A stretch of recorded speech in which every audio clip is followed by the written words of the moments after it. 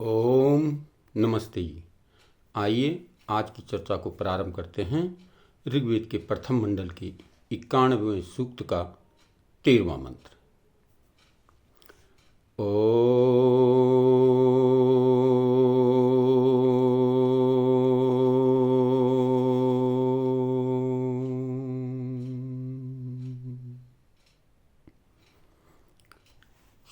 सोम्रारन्धिनो हृदि गावो न यवसिष्वा मरिया इव स्व ओके। हे सोम,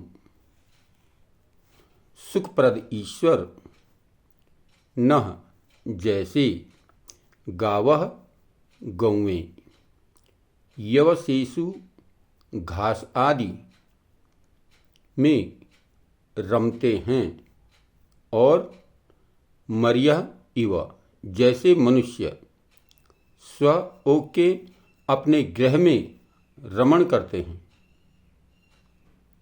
वैसे अच्छे प्रकार न हृदय हमारे हृदय में रारंधी रमण करिए। तो देखो कितनी सुंदर बात इस मंत्र में प्रार्थना की गई है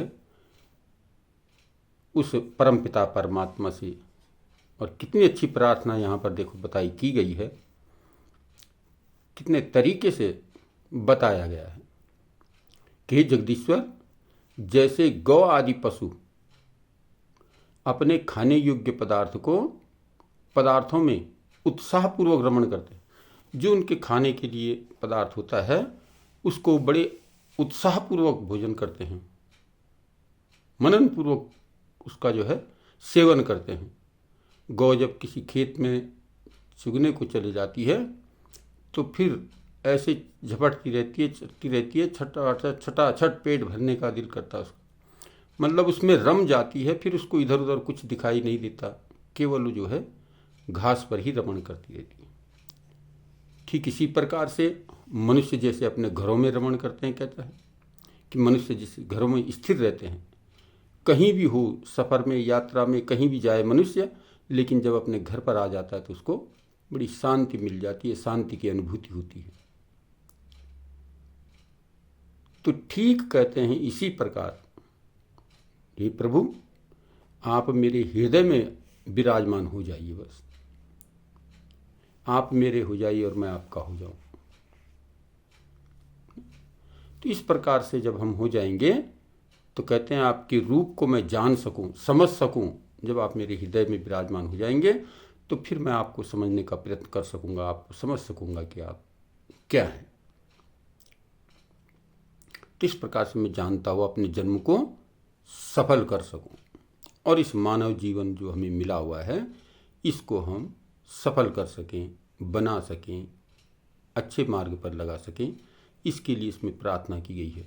तो हम वेद में भी इस प्रकार से रम जाएं, जैसे गौएं घास चरने में रमती हैं, जैसे मनुष्य अपने घर में रमण करता है, कहते ठीक इसी प्रकार से हम वेद स्वाध्याय करते हुए भी अपने जीवन को आगे बढ़ाएं, वेदों में रम जाएं। बस जिस दिन हम उसमें रम जाएंगे उस दिन हम परमात्मा को समझ लेंगे। तो परमात्मा को जानने का, परमात्मा को समझने का बहुत ही सुंदर उदाहरण इसमें दिया गया है।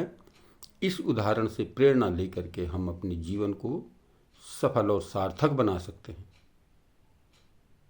कि रम जाता है, जब ध्यान मग्न हो जाता है परमात्मा के चिंतन में, फिर इसको कुछ सूझता नहीं, कुछ दिखता नहीं, उसको किसी प्रकार का भय भी नहीं होता, भय रहित हो जाता है। जिस प्रकार से रम जाता है ईश्वर के ध्यान में, परमात्मा के ध्यान में, जो रम सा जाता है वो फिर दुनिया में उसको फीकी लगने लग जाती है, दुनिया में फिर कुछ भी उसको अच्छा नहीं लगता। आत्मा की तृप्ति ही परमात्मा की प्राप्ति से होती है। तो इसमें यही बताया गया है कि प्रभु मैं आपको जान सकूं, आप मेरे हृदय में बैठ जाइए बस और ऐसे बैठ जाइए कि मैं आप में रम सकूं, रमण कर सकूं। इस प्रकार की भावना, इस प्रकार की व्यवस्था मैं बना सकूं। हे प्रभु, आप मेरे हृदय में विराजमान हो जाइए, रम जाइए, मैं आपको जानने का प्रयत्न कर सकूं और अपने इस मानव जीवन को सफल और सार्थक बनाने में अपनी योगदान, अपनी भूमिका अदा कर सकूं। तो प्रभु इतनी कृपा हम पर कर दीजिए। तो इस मंत्र से हम जो है प्रेरणा लें गौओं से। जिस प्रकार से गौएं घास चरती हैं, रमण जाती हैं अपने घास में, तो इसी प्रकार से हम भी जो है वेदों में रमण करें और उस परमात्मा को जानने का प्रयास करें। तो आइए आज की चर्चा को यहीं पर विरमित करते हैं। ओम शांति।